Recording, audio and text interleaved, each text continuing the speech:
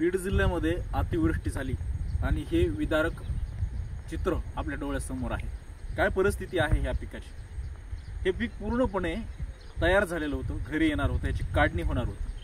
हे सोयाबीन आहे। आता हे नगदी पीक म्हणून मराठवाड्यामध्ये ओळखलं जातं आणि शेतकऱ्याची वटी याच पिकाने भरते।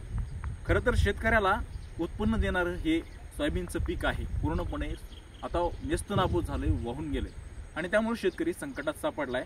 सरकारने खरं तर भरीव मदत केली पाहिजे, तेव्हा शेतकरी कुठेतरी उभा राहील।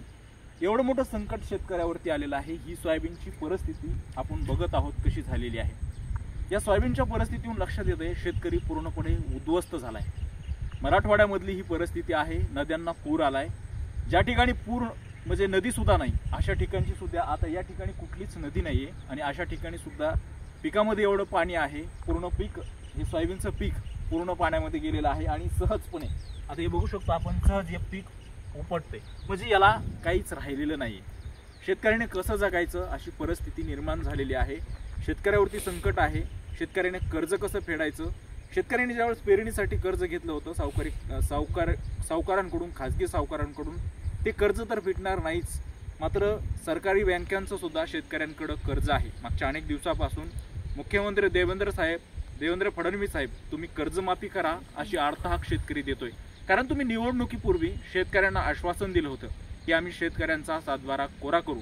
आता ही खरी वेळ आलेली आहे। सरकारने शेतकऱ्याचा सातबारा कोरा केलाच पाहिजे, कारण की ही परिस्थिती जी आहे का, शेतकऱ्यांना जगता सुद्धा येणार नाही ही परिस्थिती आहे। तर कर्ज कसं फेडायचं हे तुम्हीच ठरवा, हे तुमच्या लक्षात येईल। एवढी भयंकर परिस्थिती मराठवाड्यामध्ये बीड जिल्ह्यामध्ये झालेली आहे। एरवी दुष्काळाने होरपाळणारा बीड जिल्ह्यातला शेतकरी ओल्या दुष्काळानं नेस्तनाबूत झालाय। या शेतकऱ्यांकडे लक्ष देण्याची गरज आहे। शेतकऱ्याचं कर्ज माफ करण्याची गरज आहे। या शेतकऱ्याला धीर देण्याची गरज आहे। म्हणून देवेंद्र फडणवीस साहेब, मुख्यमंत्री साहेब, या शेतकऱ्याकडे तुम्ही आवर्जून लक्ष द्या आणि भरीव मदत करा आणि कर्ज माफ करा, एवढीच अपेक्षा शेतकऱ्यांना आहे।